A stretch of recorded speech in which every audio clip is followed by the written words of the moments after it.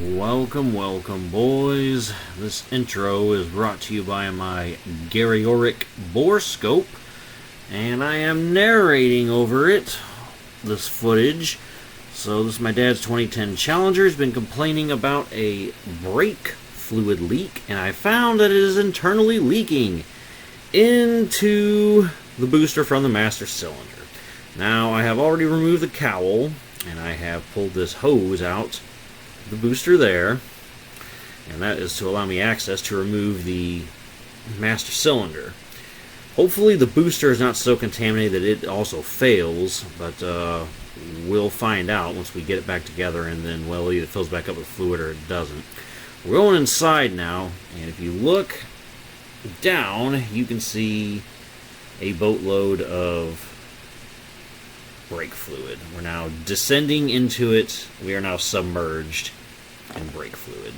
So the entire booster is now full of it. You can see it floating around in there, the bubbles and everything. So we're going to pull back out, and now I know I have to get in there and use my one of my little suction devices to get rid of all that fluid out of the booster. We have a bolt right there, another one down there. Those are the only two bolts that hold the master cylinder onto the booster, and then we have that electrical connection there, and then these two brake lines that are going into the master cylinder. So we're going to take this all out, and then I can pull the master cylinder out and put the used replacement on. So stay tuned. And this was supposed to be the replacement unit, where I was originally going to replace the booster and master cylinder at once, because we know the booster is contaminated with brake fluid from the leaking master cylinder. But as you can see, this is what came. It's completely dented and completely separated over here. So I don't know that much about brake boosters, but I know that this ain't going to boost shit with a huge leak like this. A vacuum leak at the very minimum, and not going to work and a waste of my time at the maximum. However, we can still use the master cylinder and hope that it is not leaking. So that's what we're going to do. We're just going to pull that off and then put it in there. So that's what we're doing. He'll just have to eat the fucking cost on this, because this one's marked. That's marked. Those threads are marked. And then there's a mark there, and I don't think I have a matching paint marker. And I'm not sure what those are, so some sort of marks. But in any case, maybe this can be straightened out and fixed at a later date and wait until it fails. Till then, we're just doing the master cylinder, but that's what we need to take off. 2 13s, and then take off the lines. And the whole reason I disassembled that cowl is because I thought I was going to have to replace this, but once I saw this was damaged, I was like, well, we can replace just the master cylinder. So let's go back over to the car and get the master cylinder off, and then we're going to use this, what I normally use for brake bleeding, to suck any brake fluid out of the booster, that we are not burning so much out through the intake.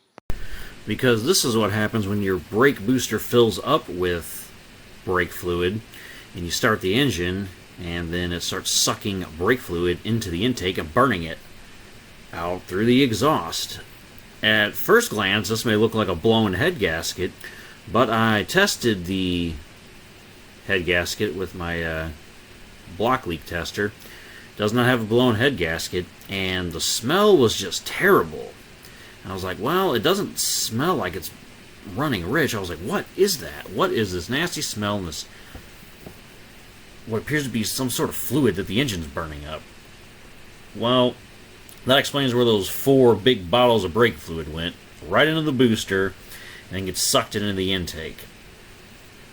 Yeah, which would explain why it was so intermittent. Like, sometimes you make a hard turn, you hit the brakes hard, you hit the accelerator, you change your elevation and the pitch of your vehicle, and then this is what happens. So if you want to know what the symptoms of a leaking master cylinder are, if it's leaking into the booster, an internal leak, and you don't see where your brake fluid is going, well, you can take a peek inside the booster.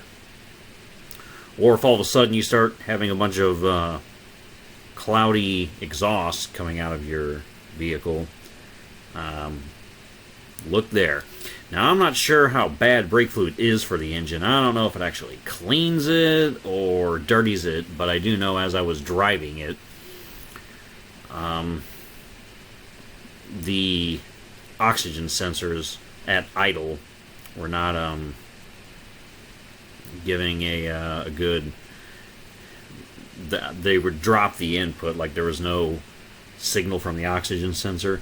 So I'm hoping this didn't foul them out too bad. If so, I guess, well, I'll replace them. But once I blip throttle again, the oxygen sensor will start reading. So maybe just some driving will clean them off again. I do not know. But anyway, yeah, when I first saw this, I thought, uh-oh, we got like blown head gasket or something. I was like, how did that happen? This thing was just sitting there. I wasn't even using it. But no, that explains where all the brake fluid was going. We had a small leak at the hoses where he only used one crush washer on each side, but the majority of his brake fluid wasn't actually leaking onto the ground. Some of it was, a little bit of it was, but most of it going straight into the booster, and then from the booster into the engine, and then right out the exhaust pipe. So, alright, we'll get to the replacing the master cylinder part of the video now, that you can see what happens when your brake fluid gets burned into the engine. And this is our perfectly clean brake fluid that we are now sucking out of the booster. As you can see, we have the hose running down in there, and we have plenty of brake fluid that we need to recover here. So we're just going to do that until we stop pulling some out, and then we'll get this master cylinder off of here. Okay, and so after dumping like 10 of those containers full of brake fluid coming out of our booster, and 3 or 4 out of the reservoir here, you get our 14mm flare wrench, and then we're going to loosen the lines, back those off, and then use our 13 to get at that, and then the other one that's down there on this side, right there. And then we should be able to get this master cylinder out with some finagling. And then, of course, since I did loosen this, I should be able to move this ever so slightly. I just didn't disassemble everything else on that. Once I figured out, well, the booster's not going to have to come out. We're only doing the master cylinder. So we only have that part that's functional. Or we assume that one's functional. We're about to find out if this is a waste of time or not. Obviously, I'll test it before I put the cowling and everything back in. So let's take everything out and then do the transplant. Okay, and we got the old master cylinder out. It was as easy as that. The bottom one's a little more difficult because I couldn't fit the electric ratchet in there. I had to manually do it. That was the only hiccup. And that wasn't even that big of a deal. It was just mildly annoying. And I sucked up even more fluid out of there. So it's mostly all out. So hopefully that massive contamination of brake fluid in the booster didn't damage it. Ditto for everything else. When the brake fluid got sucked into the intake and burned up. I doubt that's good for your catalytic converter oxygen sensors. But maybe it is. I don't know. Maybe someone can tell me if putting brake fluid in the engine and combusting it cleans your engine like carb cleaner. Or if it's bad for it. Like, I don't know, chemicals that damage the CAT and the O2 sensors. So, we'll get the new one in. Hopefully this doesn't have the same failure.